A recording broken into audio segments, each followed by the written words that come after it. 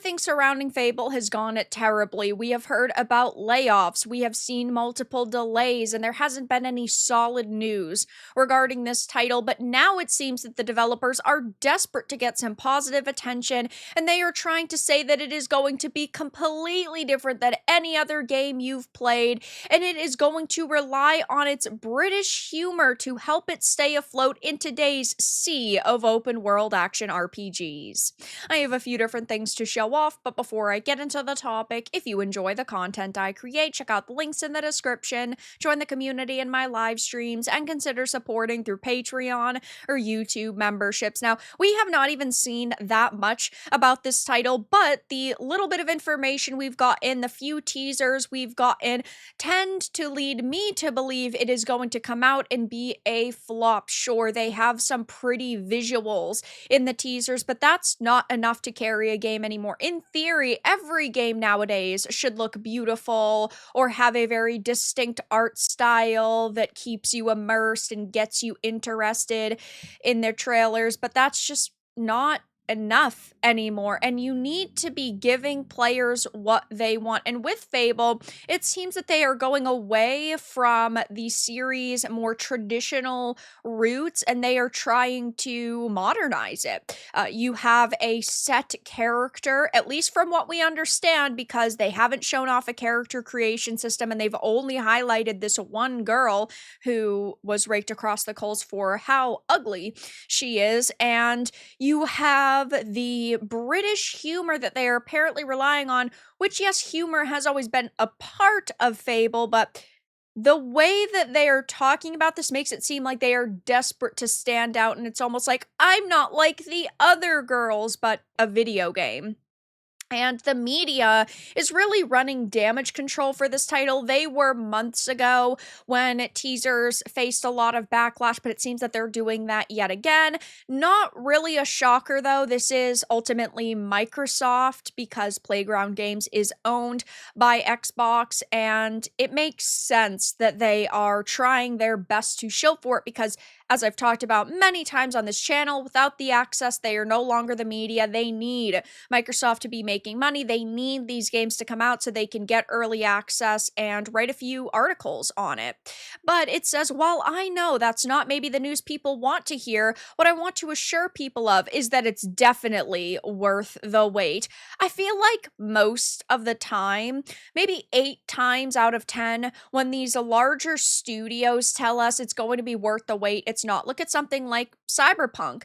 It was not worth the wait on release. Now, yes, all these years later, after all of the massive updates and the expansion, it is really good, but it was not worth the 10 years wait.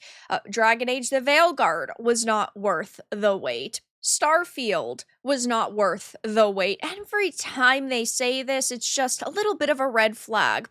But it says these were the words of Craig Duncan, head of Xbox Game Studios, when he announced back in February that Fable would be getting delayed to 2026. And I always say this, it is good that developers are putting more time and effort into their experience. I would rather it release and actually be a full-blown experience than release buggy and broken and with problems. But is Fable truly going to deliver? Is it going to be the experience people want?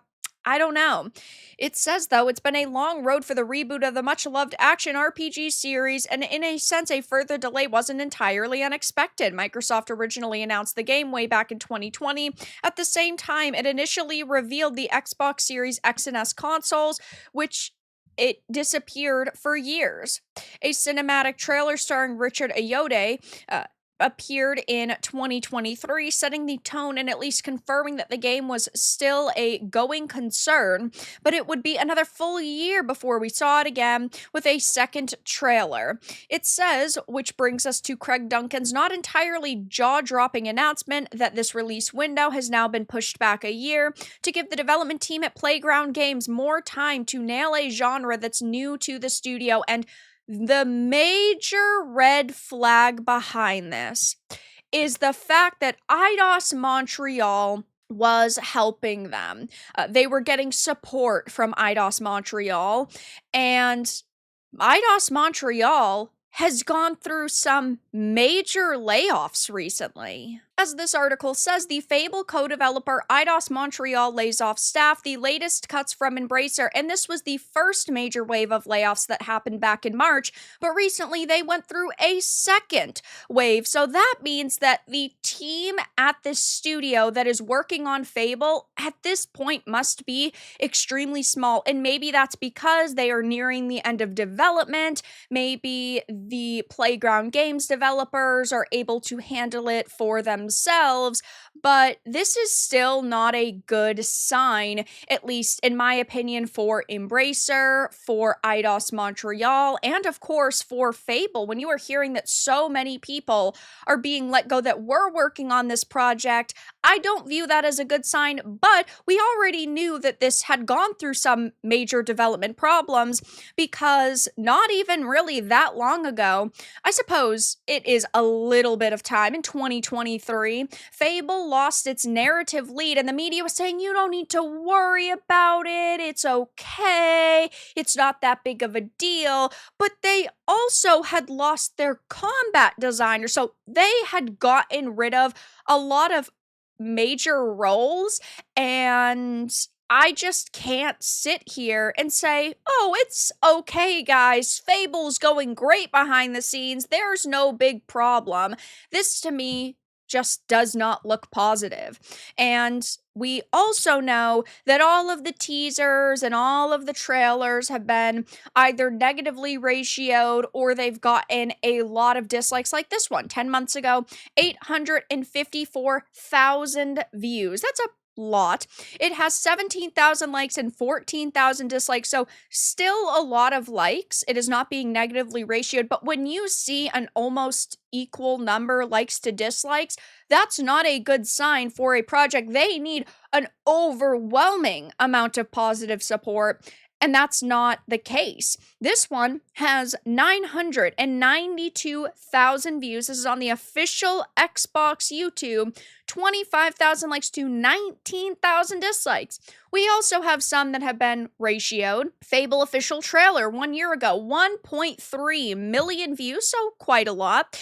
19,000 likes to 37,000 dislikes, and there were a lot of people voicing a lot of, in my opinion, very valid concerns. Now, I'm sure developers on this project think we're all just being ists and phobes for criticizing, but there were people saying, surely there's character customization, and I don't believe that. That has been a staple in Fable, but we've only seen this one specific female character. If you have character customization, you have all these different things, you would be highlighting it. Look at something like Starfield, for example. You never really saw a single base character. You always saw these different designs, and they would highlight it really early on, and that's not the case. I hope I can choose to play as a white heterosexual male who will be very toxically muscular and handsome, which is just so funny. If we don't get good morality choices that change your appearances depending on which path you take, like old Fables, then this will be bad. And I think that this is going to be a dumbed down and watered down Fable. Now, as I've said multiple times, I've never been the biggest Fable fan ever. There are definitely more people out there who feel more strongly about it than I do, but I still want it to come out. I still want it to be good. I'm still excited for it to a certain extent. But heading back to the article, they're talking about how just think of the visuals of what you expect of Playground Games, plus amazing gameplay, British humor, Playground's version of Albion, so inspired by what's gone before with the franchise, but their take is quite frankly the most beautifully realized version of Albion you've ever seen. So they are saying their take, it's going to have things like British humor, Playground's version. I just don't know if I buy that this sounds positive. We constantly see remakes, reboots, remasters that drastically change the game, kind of move away from source material. And yes, I do understand a new team is going to have a new take in a way, but will they respect what came before? I haven't seen anything that screams that to me personally. Maybe when the game comes out, I will feel differently, but as of right now, it just seems like this is going to be a watered down modern audience Fable. Like they are going to try their very best to make this for everyone when really they're going to make it for no one. It says that British humor will be key to differentiating Fable from the numerous other action RPGs that have spawned into the center stage in the 17 years since the last entirely original proper Fable game. We're not counting the card Fable game. When Fable 3 was released back in 2010, it was a different time. These days, the open world action RPG genre include the likes of The Witcher, Dragon's Dogma, Skyrim, Breath of the Wild, Xbox's own Avowed, and the most modern Assassin's Creed games. It's a more crowded space, so Fable's going to have to work hard to stand out. That's before you consider the inevitability that at some point a PS5 port will also be announced, meaning it will also have to be compared with the likes of Horizon and God of War. With so many alternatives doing the rounds, that British sense of humor will be even more crucial to keeping Fable relevant. And I just have to ask myself how many games that have a strong British humor or a strong British theme have turned out well. I can't say off the top of my head that there are very many that I can think of. So, yeah, as of right now, it seems to me that they are basically desperate for positive press. They are desperate to set themselves apart from their competition. And now they're saying that the British humor could help it to stay afloat in today's sea of crowded world action RPGs, when I think this is going to go the route of Avowed and also the Outer Worlds 2, Horizon, Forbidden West, where people play it at the start and then they forget about it and nobody really praises it. Nobody says that it's their favorite game ever, and it very quickly dies. And I just don't see a way that at this point in time Fable is truly going to be an amazing experience. But that's all that I really had to discuss in this video. Let everyone know your thoughts in the comments below. If you found this important and informative, make sure to give it a like, share it, and subscribe to the channel. And if you didn't, give it a dislike. I appreciate your support either way, but I'll talk to you all again in the next video really soon.